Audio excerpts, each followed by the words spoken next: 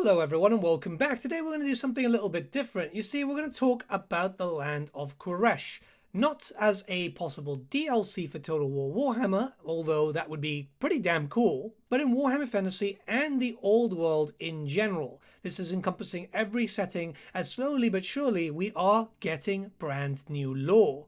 We have some brand new lore today too, as Cubicle 7 have just sent me a copy for the brand new Warhammer Fantasy Roleplay 4th edition book, Temple of Spite. This is going to be focusing around the Dark Elves, which, as you can imagine, there's a lot of traveling throughout the Warhammer Fantasy world due to the Corsairs and the Black Arcs. So I want to talk about this today because it's going to add a lot more context towards Khuresh, something that has been getting expanded on mostly, and thankfully, due to the efforts of our friends at Cubicle 7. So some very basic stuff first. We know that the Druchii are plaguing the lands of Ind, Khuresh, and Grand Cathay. There's no mention, unfortunately, of Nippon in this book, which is pretty damn sad, but this is stuff that we've already kind of known.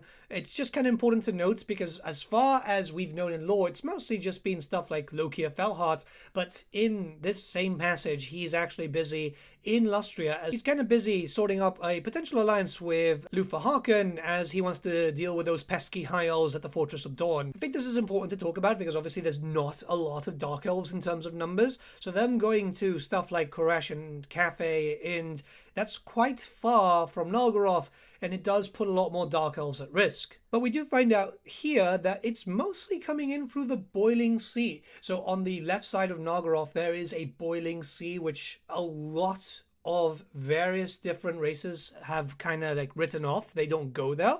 Not only because like the sea is just very difficult to deal with, but also it's got a lot of monsters. But here we do get a little bit of a passage saying these waters remain largely uncharted, but ships that brave the many hazards can reach the Boiling Sea, where sea monsters lurk amongst the scattered islands. Tamed by Druchii Beastmasters, these have become both beasts of burden and nearly unstoppable living weapons to use against the enemy. The caverns of this underworld sea are large enough for Black Arcs to pass through, allowing them to raid the lands of Cathay, coasts of Khuresh, and the Lost Isles of Elephas. Good to get the Lost Isles lore a little bit more. So I'm imagining that the sea monsters, they mean as the sea dragons that the Druchii end up using, but there's also lore to suggest that there might be other monsters there, which makes sense. I mean, if they're going to be building more Black Arcs, they're going to need Beasts of Burden, and we do know about like pretty terrifying monsters in the waters. So yeah, it's pretty curious. And this also does make it, I guess, relatively safer for them if they're able to use these monsters and also go through the Boiling Sea to get to Cathay. It's not a massive amount that they'll have to travel essentially, but we don't know how big the sea is. We don't know what monsters might be there. There's like theories that there might be land masses. There's theories that there might just be other things around that area. But in most cases, most cartographers agree that it's just Boiling Sea, Cathay, and Nalgorond. Okay, this is kind of like expected. So the Dark Elves are looking to make more poisons, and there is a Dark Elf assassin who's trying to be one of the best in Haganeth. I mean, they won't be better than Shadowblade, but hey. And what we do know is that this specific dude is trying to get 5 deadly poisons, some of it being, you know, from like toads, stuff from like lizard poison, but there's also the Naga venom from the marshes of Khuresh. Naga venom has been mentioned in the past very, very briefly. So again, it's known to be one of the most potent ones here and extremely rare. But I'm imagining it's because, like, yeah, the Naga don't tend to leave Khuresh too much, or at least we don't really have that much information regarding that. I imagine that they will attack Cathay because they border them a lot, maybe even Ind. But it's good to see that the Dark Elves know what a potent venom is, and it's there with either trade, theft, or subterfuge. We do know that the Dark Elves are actually looking at potential trade and stuff with the Khureshi, and that's something that will be explained later on here. So not a lot of detail here, which is just basically reinforcing the fact that there is a very strong High Elf presence in the Gates of Calith, and going up through the page as a whole, it's basically like, yeah, there's been a decent amount of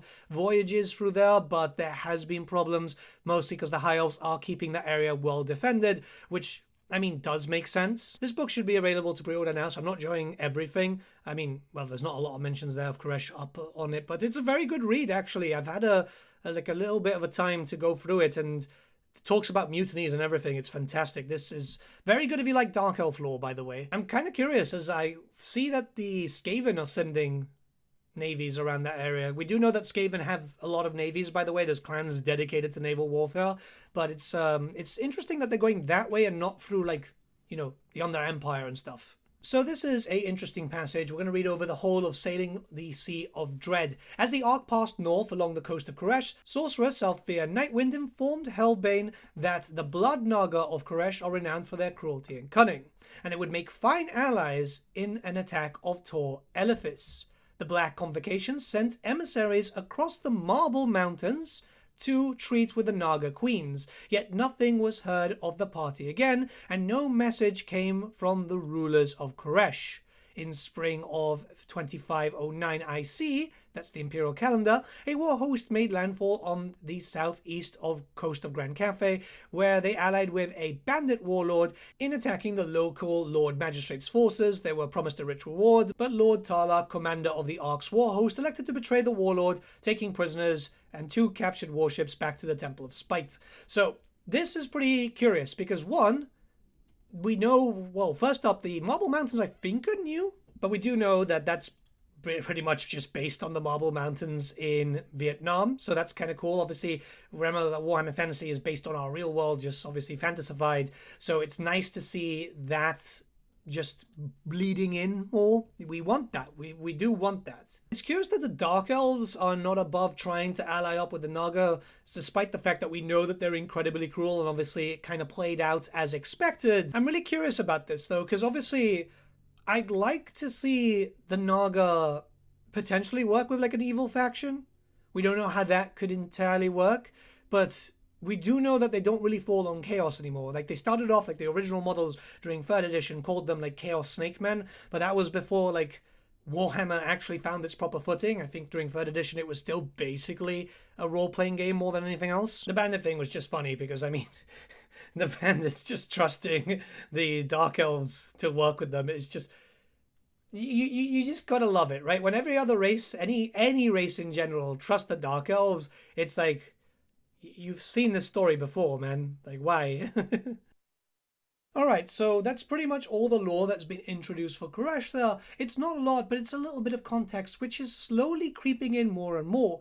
As we are aware, most cases, Khuresh has been relatively unknown, even before the end of Warhammer Fantasy, and slowly it's been creeping back. Obviously, with the return of Total War Warhammer, slight mentions, Cubicle 7, with Warhammer Fantasy 4th edition, have been mentioning it slowly. It's how we found out that the Dreadmore does have some specific ties to the lands of Khuresh, alongside also being a creature of chaos, as we do know that the Dreadmore is usable by, like, the warriors up north. We've seen it obviously with Norska too, thanks to Tides of Torment. Now, obviously, this doesn't mean that, you know, Khuresh is going to be like a guaranteed thing, but it's nice to get more lore. Slowly and surely, we're getting context on parts of the Warhammer world that were just relatively unknown. I'd kill to have just some information regarding Khuresh, whether it be through Warhammer Fantasy Roleplay, the Old World. Also, you know, we do know that Cubicle 7 are going to be hitting the Old World quite hard. We've seen the first books, and that sounds really great.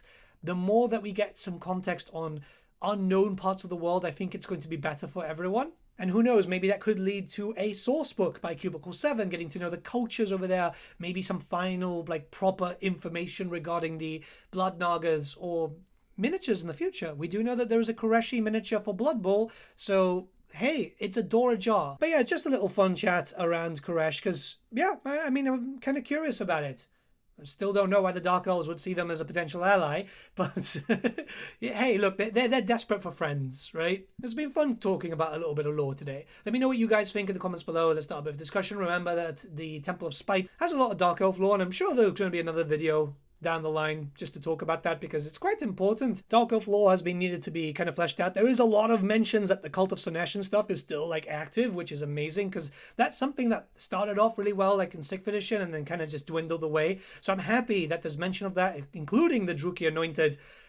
Yeah, super happy with all this. Have a great day, everyone, and I'll see you all again very, very soon. Bye.